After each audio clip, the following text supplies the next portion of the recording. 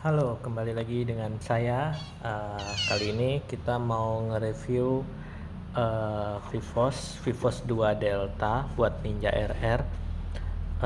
Belakangan saya udah nggak pernah upload video lagi karena sekarang saya nomaden, jadi pindah-pindah tugas ke berbagai daerah. Jadi saya nggak punya peralatan bengkel.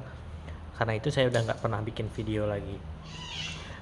Tapi berhubung iseng, ini saya beli Vivos yang harganya under 200.000.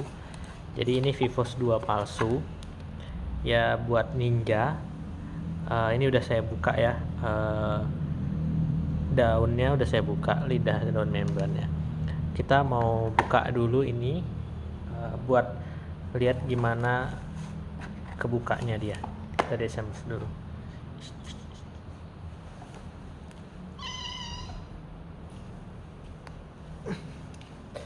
Jadi dia sistemnya berbeda dengan Vivos 3, di mana dia menggunakan baut.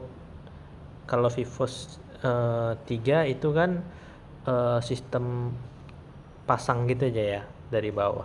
Kalau ini dia menggunakan baut, tapi kekurangannya yang saya lihat di sini dia nggak punya staffer yang di sini yang buat fungsinya untuk mengarahkan aliran gas. Nah, sekarang kita buka dulu.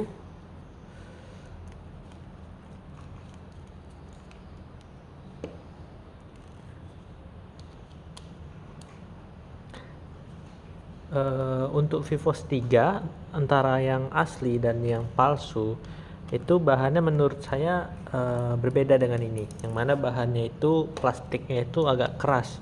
Nah, kalau yang Vivos 2 ini plastiknya itu bener-bener kayak yang plastik itu, dan itu membuat saya sedikit khawatir ketika kena panas mesin, terutama di bagian baut-bautnya ini ya. Saya takutnya nanti karena bautnya ini kan baut screw, bisa dilihat baut screw ya, ini baut screw. Khawatir saya ketika sering kena panas mesin dia jadi lembek nanti kita nggak bisa lagi ngencengin bautnya ini gitu. Itu yang saya khawatirkan. Saya pikir waktu saya lihat di foto itu mungkin dia ada murnya gitu di dalam yang ditempel di dalam body ini. Ternyata ini bener-bener screw yang dibautin ke plastik. Jadi agak ragunya di situ. Oke, jadi ini stoppernya ini bisa di setel ketinggiannya, naik turun. Naik berarti hard ya, kalau bawah soft. Oke, kurang fokus kameranya.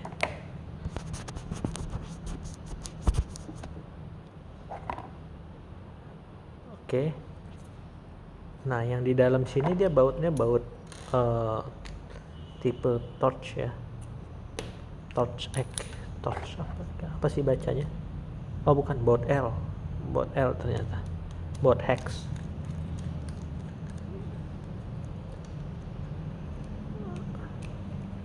Nah, terus dia di tengahnya juga ada stopper, berbeda dengan Vivos 3. Jadi dia stopper ada di tengahnya.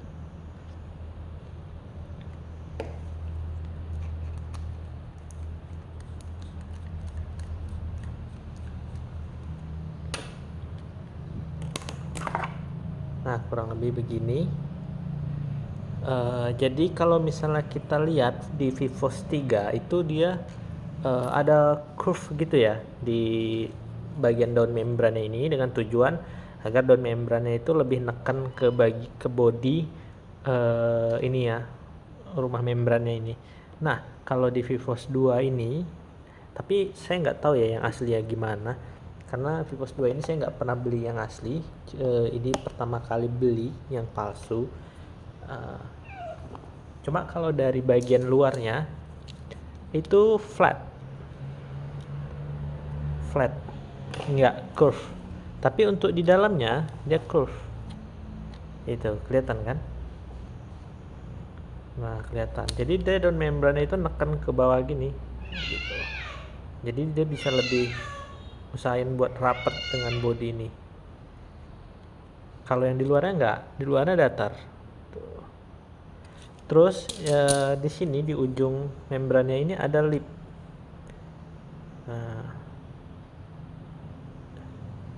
Nah, ada lip di sini. Berbeda dengan Vivos 3, Vivos 3 itu datar aja ya kan. Di sini ada sedikit lip. Saya nggak tahu yang mana yang bagus, apakah yang ada lipnya atau enggak. Cuma kalau dari saya lihat di Vivos 4 pun itu beberapa saya lihat di foto dia seperti ada lip, cuma lipsnya nggak kayak gini, tapi lebih lembut, lebih soft gitu. Nah, jadi kalau dipasang daun membrannya begini kurang lebih. Nah, lip ini saya nggak tahu tujuannya apa ya. Mungkin kalau misalnya kita dari sisi, saya coba ambil sudut pandangnya sih, mungkin ketika ada blowback di mana tekanan di ruang silinder lebih besar daripada tekanan di crankcase yang menyebabkan gasnya balik ke karburator. Di sini sedikit terhalang, maksudnya mencegah blowback itu. Kalau untuk saat flow-nya masuk ya kurang lebih ini nggak terlalu menghambat sih kalau menurut saya. Nah, daunnya kita dapat seperti ini bentuknya. Ini tebalnya saya nggak punya jangka sorong yang proper ya, tapi harusnya ini bisa sih. Sekitar 0,35, cukup tipis. Pengalaman saya pakai Vivos asli yang membrannya tipis, membran asli Vivos itu sering grepes daun membrannya. Waktu saya beli Vivos SND itu ada pilihannya di mana kita bisa pilih daun yang tebal, yang 0,5 atau berapa itu ya kemarin. Itu lebih bagusnya dia lebih awet. Gak tahu entah karena saya yang salah pasang atau memang kualitas daun membrannya yang kurang atau karena terlalu tipis. Jadi saya belinya yang tebal, yang merek SND, dan itu awet sampai sekarang ya. Nah, saya berharap di Vivos 4 ini mungkin nanti saya bakal beli daun membran aftermarket, dicari di Shopee yang lebih tebal mungkin ya, 0,4 gitu, biar dia lebih awet. Tapi itu nanti, karena saya mau pakai dulu ini buat lihat berapa lama sih dia tahannya, karena kan tujuannya review. Jadi kita harus coba dulu, pasang dulu berapa lama sampai ketemu dia rusaknya. Masangnya sedikit tricky ya, antara tricky atau saya yang nggak kompeten ini. Kayak mungkin karena lihatnya lewat kamera jadi agak sulit. Oke, udah masuk. Jadi dia dari bawaannya ini ngebautnya silang, satu dari sisi sana, satu dari sisi sini. Kalau dari satu sisi saja bisa sih sebenarnya, cuma saya tetap ngikutin bawaannya aja deh, cari aman.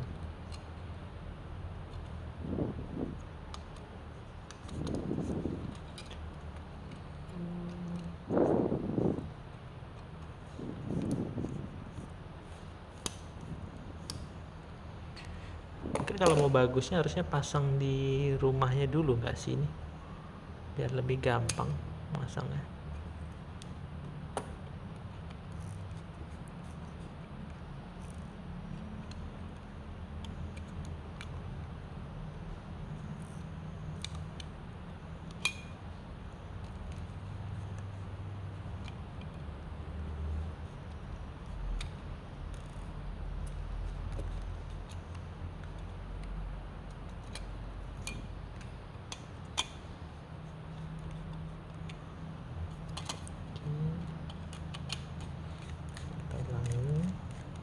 Rapetin dulu. Oke, udah rapet, kita kunci. Sebelah sini kita ulangi lagi.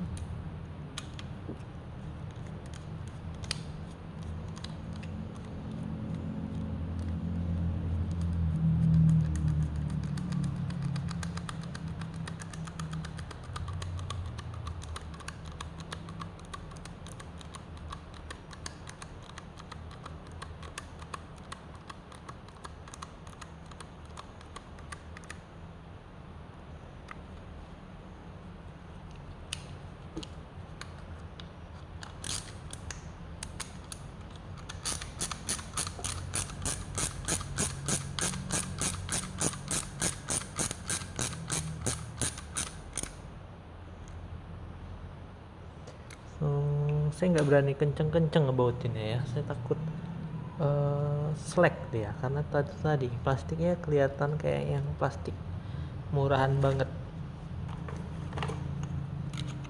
jadi kencengin kuat-kuat malah jebol ya kan, nggak sempat kepake.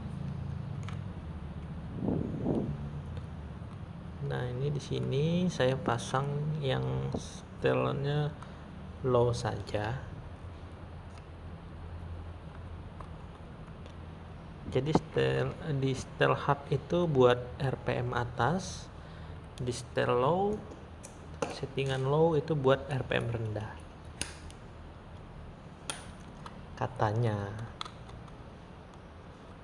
tapi logikanya emang begitu sih.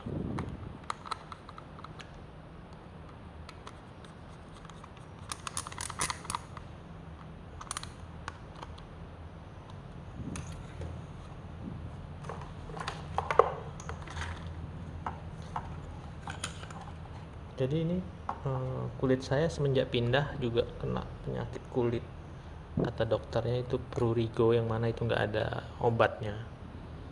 Buat kawan-kawan yang di luar sana mungkin ada yang pernah ngalamin, kalau tahu obatnya boleh komen ya.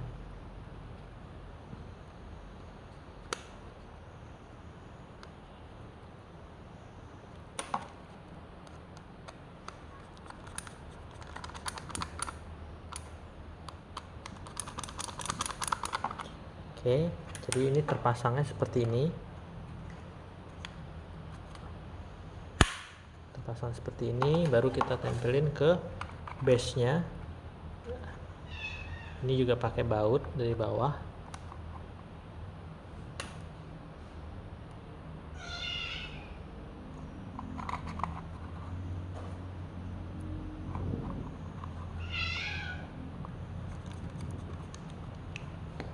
Oke.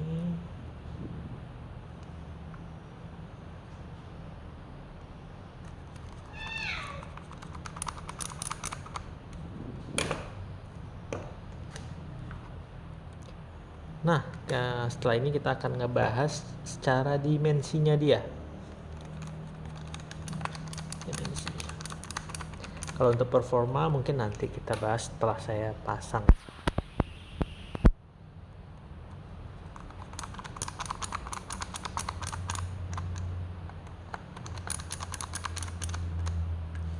Jadi kelengkapannya apa saja? Dapat stiker, 6 pieces baut, 6 pieces mur, 2 gasket. Stikernya ada 4, ada instruksi, tapi instruksinya itu untuk VIVOS 4, yang mana ini sebenarnya VIVOS 2. Oke, jadi secara dimensi, nah, sebelumnya di VIVOS 3 itu lebih tinggi daripada membran standar Ninja, yang mana tingginya itu ngehalangin boost pot sehingga kita perlu spacer atau harus kita porting ulang bagian crankcase-nya. Nah di VIVOS 2 ini dia nggak terlalu tinggi. Sekarang kita ukur membran aslinya. Oke, itu tingginya sekitar 48, dan VIVOS 2 ini tingginya hanya 43. Nah jadi dia lebih rendah. Keuntungannya apa? Keuntungannya ya kita nggak perlu kasih spacer lagi, nggak perlu coak-coak crankcase lagi buat menghindari jalur boost pot ketutup. Nah selain itu VIVOS juga dari Moto Tashinari sendiri nyaranin untuk bukaan membran itu minimal dikasih space 5 mili. Artinya membran ini minimal harus dikasih space 5 mili. Yang mana kalau crankcase kita itu di bawah 5 mili, artinya VIVOS ini nggak akan bekerja secara optimal. Nah, setelah saya ukur ternyata bagian dalam ini juga kurang lebih 5 mili. Nah, kurang lebih 5 mili. Berarti benar seperti apa yang VIVOS Moto Tashinari katakan. Oke. Kemarin sempat email sih. Nah, keuntungan lainnya kita bisa lihat di sini. Ini kan ukuran standar Ninja nih. Nah, kita ukur. Itu 48. Dan di sini membran ini lebarnya kurang lebih 18. Artinya kita udah punya space lebih dari 5 mili dong, karena ini 5 mili kan masih ada sisa nih di crankcase segini. Berarti ketika kita pasang ini, itu crankcase kita udah cukup, kita nggak perlu porting kiri kanannya lagi biar dia bisa kebuka lebar. Nah mungkin kendala lainnya ya di sini, yang mana dia nggak ada stuffer. Jadi mungkin teman-teman kalau punya ide mungkin boleh ditambah lem porting gitu, atau mungkin coba pasang begini aja. Nah kalau saya pengennya sih coba pasang begini dulu ya, karena kalau misalnya di lem porting nanti kita nggak bisa lagi buka membrannya ini, kecuali kita bikin stuffer yang bisa buka pasang. Nah mungkin teman-teman yang produksi 3D printing mungkin punya ide buat bikin stuffer ya di sini supaya flow-nya lebih bagus gitu ya. Nah secara kekerasan daunnya ini kurang lebih sama dengan Vivos 3 yang palsu maupun yang asli, sama ya kerasnya, dia cukup stiff, cukup keras. Ini bawaannya memang keras begitu. Ya tujuannya buat menghindari flutter di RPM tinggi sih mungkin. Secara dimensi, oke, kita lihat. Yang agak sanksi ya di bagian bahannya aja sih, bahan plastiknya ini. Oke, sekarang kita ukur bagian inletnya, itu lebarnya kurang lebih 50 mili, tingginya 39. Karbo 40 masih mumpuni, karbo 38 pas ya. Untuk lebarnya sendiri kalau di bagian luarnya, mungkin buat teman-teman yang pengen ngitung-ngitungan kan, kita ukur jendelanya biar lebih jelas. Nah lebar jendelanya 30 mili, satu jendela 30 mili. Kalau mau lebar keseluruhan dimensi bodinya itu 68. Tingginya tadi udah ya. Apa lagi ya yang bisa kita bahas dari sini? Kayaknya segitu dulu deh. Mungkin teman-teman yang lain kalau punya saran buat bikin konten apa selanjutnya, ngebahas apa selanjutnya, boleh kasih ide. Kebetulan beberapa hari yang lalu saya ganti karbu ke karbu yang lebih kecil, PWK 30, merek murahan juga, merek palsu, merek yang harga 150-an, dan hasilnya cukup mengesankan ya. Mungkin punya ide buat ngebahas setting karbu PWM, atau mungkin cara nyeting CDI programmable, atau mungkin cara perbedaan busi panas busi dingin. Silahkan komen, nanti mungkin saya pikirkan buat ngebikin kontennya. Oke, sekian dulu dari saya, terima kasih.